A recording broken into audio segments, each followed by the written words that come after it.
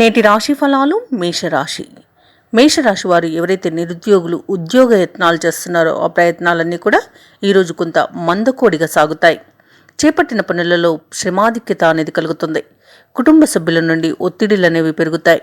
ఆలయ దర్శనాలు చేసుకుంటారు. ఆలయాలను సందర్శించినప్పుడు మీరు ముఖ్యంగా గుర్తుంచుకోవాల్సింది మీ ఇష్టదైవం యొక్క ఆరాధన అనేది మీకు మంచి చేస్తుంది కాబట్టి తప్పకుండా దిశగా ప్రయత్నించండి.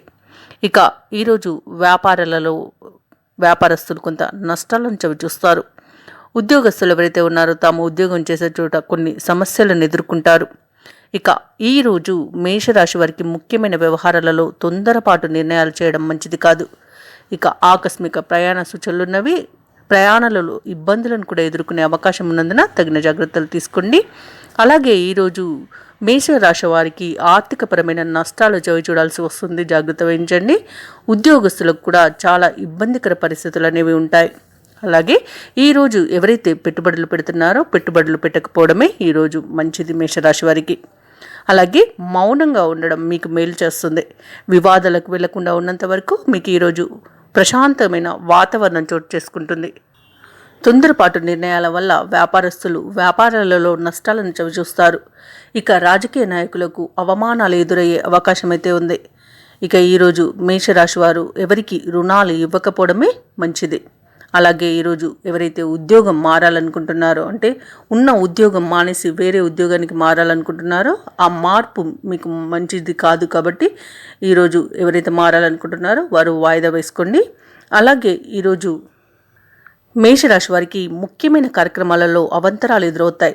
బంధువులతో కొన్ని సమస్యలు ఎదురవుతాయి. శారీరక రుగ్మతలతో కొంత అవస్థ పడతారు.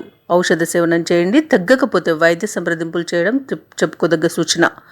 ఇక ఈరోజు మేషరాశి వారికి ఆర్థిక పరిస్థితి కొంత అయోమయంగా ఉంటుంది. ఇక ఈరోజు కార్యక్రమాలలో జాప్యం, ఇబ్బంది పడతారు.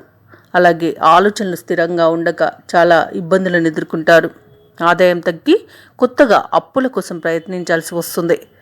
ఇక ఎవరైతే వ్యాపార వాణిజ్యవేత్తలు ఉన్నారో వారు తమ వ్యాపారాలలో శ్రమ మరింత పెరుగుతుంది.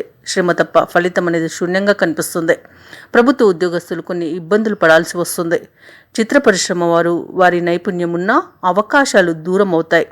సాంకేతిక నిపుణులు, రాజకీయవేత్తలకు ఊహలు ఫలించవు ఈరోజు.